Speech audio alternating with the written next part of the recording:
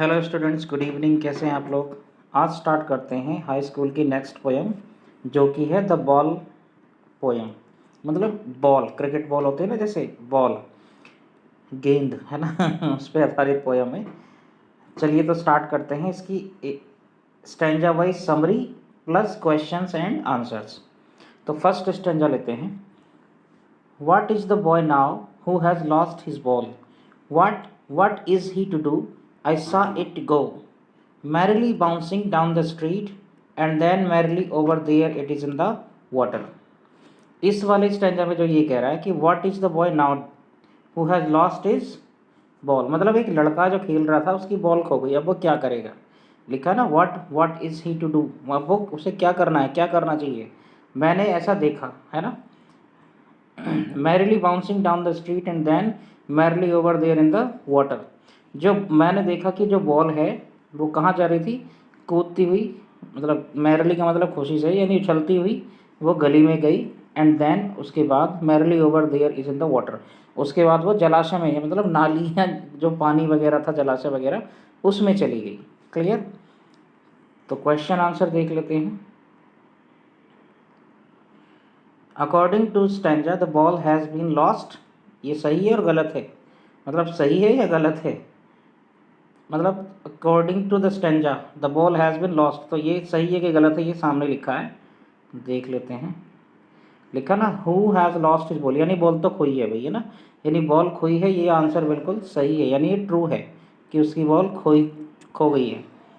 Next, what went into the water, पानी के अंदर क्या गया, तो देखिएगा इस पानी के अंदर क्या गया, merrily bouncing down the street and then merrily over there it is in the water। कौन है वाटर में? बॉल, यानी बॉल की बात चल रही है, तो पूरी पोयम ही बॉल के ऊपर है। तो पानी में क्या चली गई थी?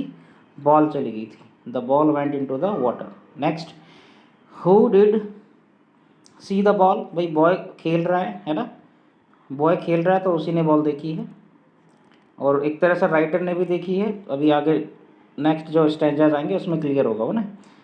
नेक्स्ट है, after losing the ball the boy became, मतलब जब उसकी बॉल खो गई तो बॉय कैसा हुआ, तो बॉय कैसा हुआ, सैड हुआ, हैप्पी हुआ, एंग्री हुआ, नन ऑफ दीज। हैप्पी तो हो ही नहीं सकता, गुस्सा भी नहीं, कहीं क्लियर है क्या हुआ था वो, डेस्परेट यानी सैड, है ना, क्या हो गया था वो, सैड।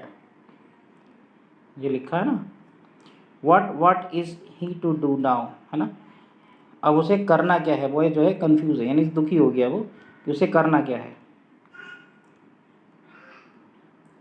नेक्स्ट स्टेंजा है, no use to say O there are other balls, an ultimate shaking grief fixes the boy as he stands rigid trembling staring down all his young days into the harbour where his ball went. अब इस stanza में जो कह रहा है कवि यानी poet, क्या कह रहा है, no use to say O there are other balls, कोई फ़ायदा नहीं है उससे ये बताने का कि भाई दूसरी बॉल्स भी हैं, उन्हें ले लो। क्योंकि एन अल्टीमेट शेकिंग ग्रीफ, क्योंकि दुख की वजह से, पिछले स्टैंजा में कहता ना कि कैसा हो गया था लड़का, दुखी हो गया था, क्योंकि दुख की वजह से जो लड़का है वो काँप रहा है, मतलब रिजिड हो गया है, काँप रहा है, उसे दिक्कत है, और घूर रहा है नीचे, मतलब नीचे कहाँ, जहाँ बॉल गई थी वहाँ पे घूर रहा है। और उस समय उसको ऐसी यादें आ रही हैं, all his young days into the harbour, अब वहाँ जो हार्बर है मतलब बंदरगाह के पास खेल रहा होगा, इसका मतलब वो वहाँ वो इस तरह से काँप रहा है बॉल खोने के डर की वजह से, और इस तरह से दिक्कत में आ गया, एकदम सदमे टाइप में आ गया, डेस्परेट, बहुत ज़्यादा खिन्न या दुखी हो गया है कि उसे अपने पुराने दिन याद आ गए जब वो छोटा था, है ना, वो बहुत ज़्यादा छोटा था, वो पुराने दिन उसको याद आ गए, मतलब उस समय भी वो खेलता होगा, दुखी हो जाता होगा ना।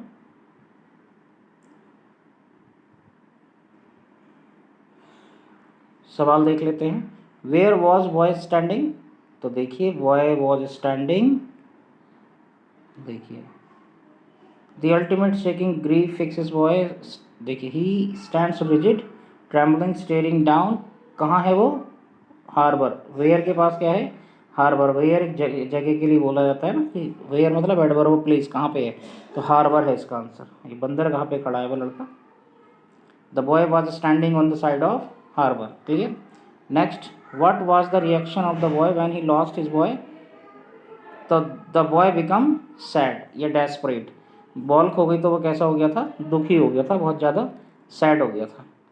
When the boy stared, he remembered his, जब वो देख रहा था मतलब घूर रहा था गली में बहुत जाते हुए, तो उसको कौन क्या चीज़ याद आई, ना तो पेरेंट्स, ना फ्रेंड्स, ना सिस्टर, अर्ली डेज, मतलब जो पहले दिन थे उसके यंग एज के, वो वाले दिन याद आ गए। Next, the boy was standing near the harbour, कहाँ पे खड़ा था वो, हार्बर के पास खड़ा था।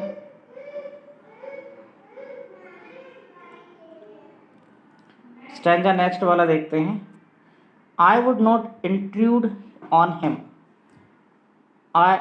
a dime another ball is worthless. Now he senses first responsibility. In a world of possessions, people will take balls, balls will be lost always.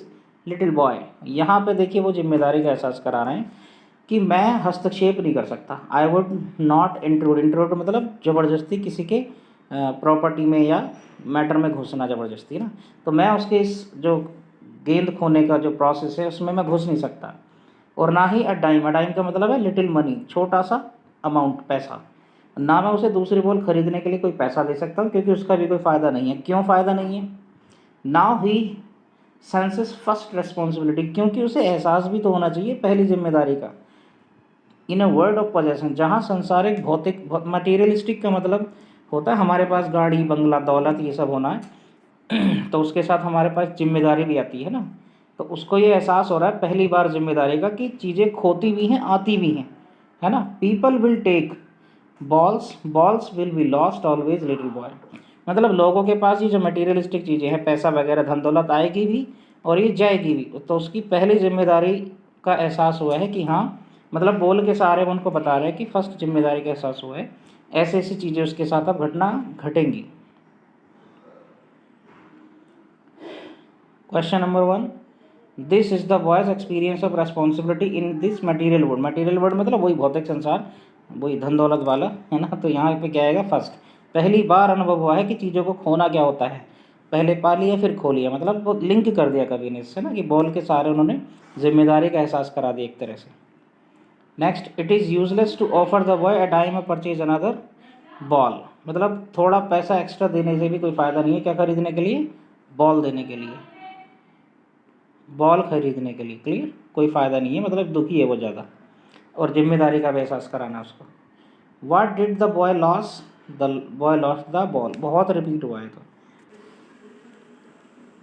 अब चलिए लास्ट स्टेंजा देख लेते हैं।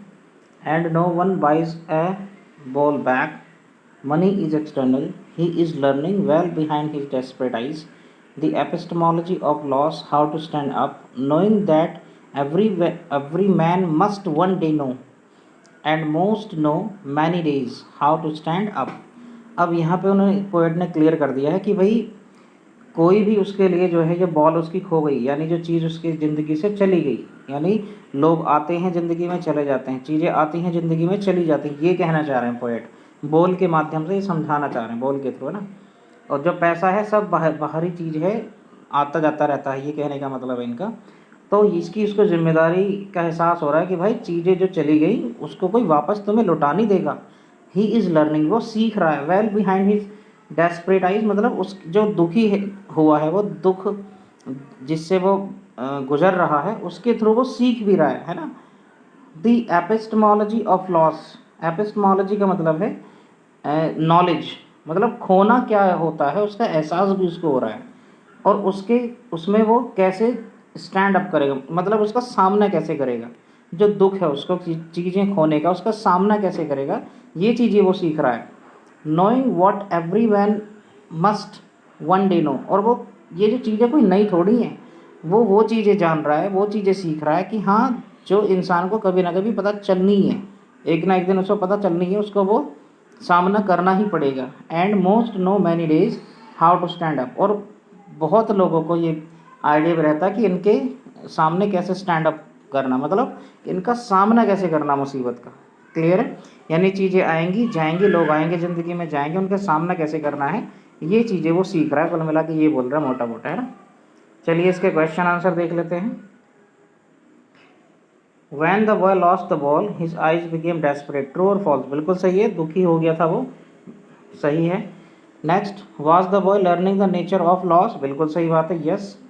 देखिए ऊपर लिखा है ही is learning well behind his desperate eyes, है ना।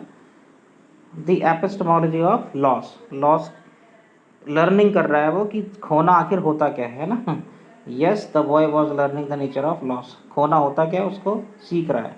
Who is the poet of the poem the ball poem? John Berryman. तो पोएट का नाम क्या है guys? John Berryman. Next, desperate means hopelessness, है ना। डेस्परेट मीन्स होपलेस या होपलेसनेस, क्लियर है। मतलब बहुत ज़्यादा खिन्न, उदास, बहुत ज़्यादा दुखी। अब यहाँ सैड तो है नहीं, वो आंसर आ जाता, वो नहीं है तो होपलेस है, क्लियर। तो उम्मीद है आपको सब समझ में आ गया होगा। फिर भी कोई डाउट है तो बिल्कुल कमेंट करें, पर्सनली पूछें।